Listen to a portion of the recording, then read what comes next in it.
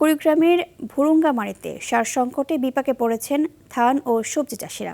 তাদের অভিযোগ, ডিলার পয়েন্টে দিনের পর দিন ঘুরেও মিলছে না ইউরিয়া ও ডিএপি সার। তবে ডিলারদের বিরুদ্ধে সার পাচারের অভিযোগ রয়েছে স্থানীয় ব্যবসায়ীদের। এতে ক্ষোভে ফুঁসছে কৃষকরা।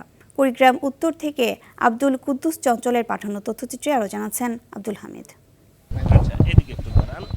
কুড়িগ্রামের ভুরুঙ্গামারী উপজেলায় চলতি মৌসুমে আমন ধানের পাশাপাশি চরাঞ্চলের ৩,০০০ বিঘা জমিতে চাষ করা হয়েছে বেগুন সহ নানা সবজি। তবে গত বছরের মতো এবছরও সারের সংকটে বিপাকে পড়েছেন চাষিরা। চাহিদা অনুযায়ী সময় মতো সার না পেয়ে ক্ষোভে ফুঁসছে তারা। কৃষকদের অভিযোগ, অসাধু ডিলাররা খুচরো ব্যবসায়ীদের কাছে বিক্রি করে দিচ্ছে সার। এতে লোকসানের মুখে পড়ছেন তারা।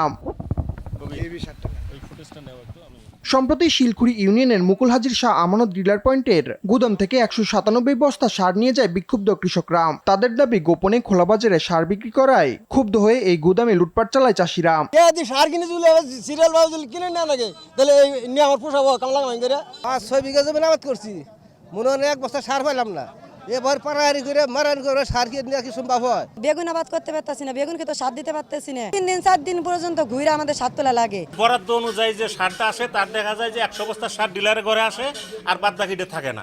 সমস্যার সমাধানে পর্যাপ্ত সার সরবরাহের আশ্বাস দিয়েছেন উপজেলা নির্বাহী কর্মকর্তা। সার সংকট আছে এই বিষয়টা তো আসলে আমাদের কৃষি অফিসার বলেছেন, আমার কাছে তথ্য আছে, সে মোতাবেক সারের কোনো সংকট নেই।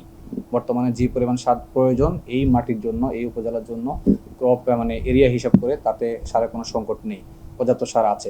তারপরেও যদি কোনো কৃষক মনে করেন তার অতিরিক্ত সার প্রয়োজন হবে, সেটা আমরা যদি আমাদের ইউনিয়নে না থাকে আমরা অন্য ইউনিয়ন থেকে সমন্বয় করে দিব। এই বিষয়ে আমাদের সবাই সিদ্ধান্ত হয়েছিল এবং সেটা আছে। দ্রুত অসাধু ডিলার ও ব্যবসায়ীদের বিরুদ্ধে ব্যবস্থা নিয়ে সার সংকটের সমাধান চান ভুক্তভোগী কৃষকরা। আব্দুল হামিদ, RTV।